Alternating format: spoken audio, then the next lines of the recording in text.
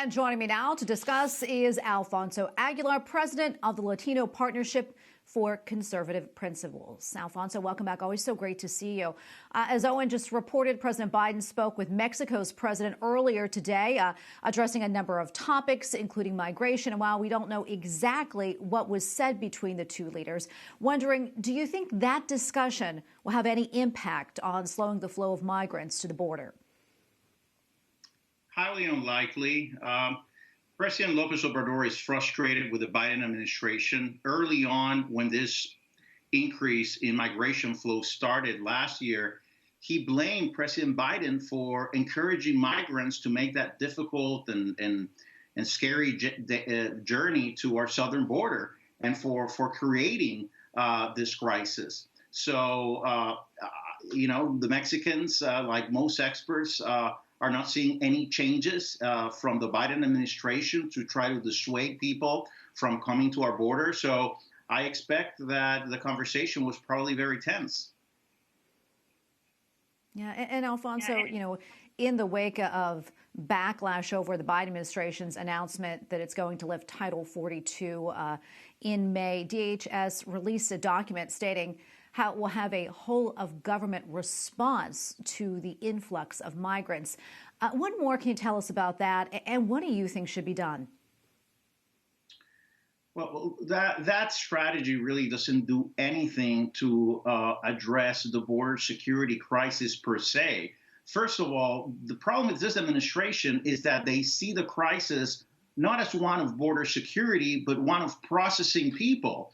So if you look at that document, they're providing more resources to process people faster, to get them more quickly into the country, even expanding the coordination of nonprofit organizations that would receive these people and ship them to different parts of the country.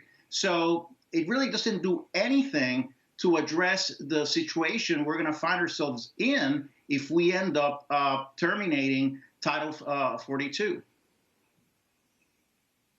One thing I want to touch on, today sort of marks a somber anniversary. A week ago, a 22-year-old Texas National Guard soldier drowned while he was trying to save some migrants who were crossing the Rio Grande. It's really, a heartbreaking situation illustrating what exactly is going on at the border there. What's more, it turns out that those migrants were alleged drug smugglers. I'd like to get your thoughts on that.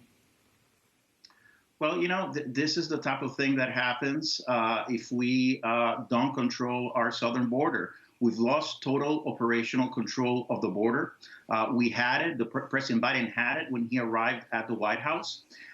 He's encouraged these massive movements, irregular movements of people that encourage crime, that lead to all sorts of dangers. And here we see an American, a Texas National Guardsman, putting himself in harm's way to protect an undocumented immigrant, somebody involved in crime in this case, and ends up dying.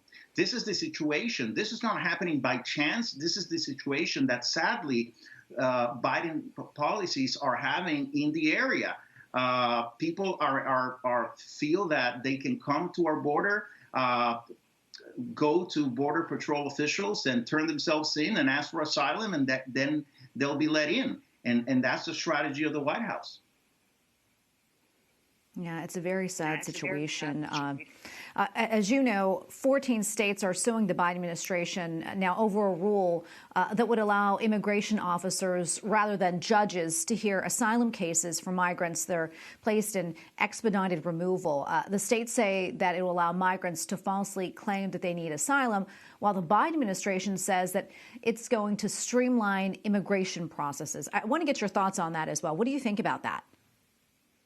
Well, I mean, this puts at risk the guarantees that they're going to have objective proceedings. I think it will facilitate asylum fraud. And I agree with what the Republican states are arguing, that this is the reason for this is to allow more people to enter the country and be given asylum under false pretenses. I think it's appropriate for these proceedings to be managed by an asylum judge, and the cases should be adjudicated by an asylum judge.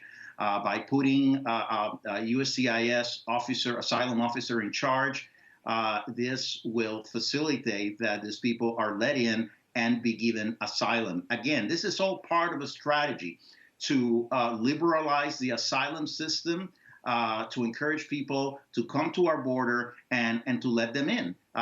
This is what this administration wants, and in that sense, they're not complying with immigration law.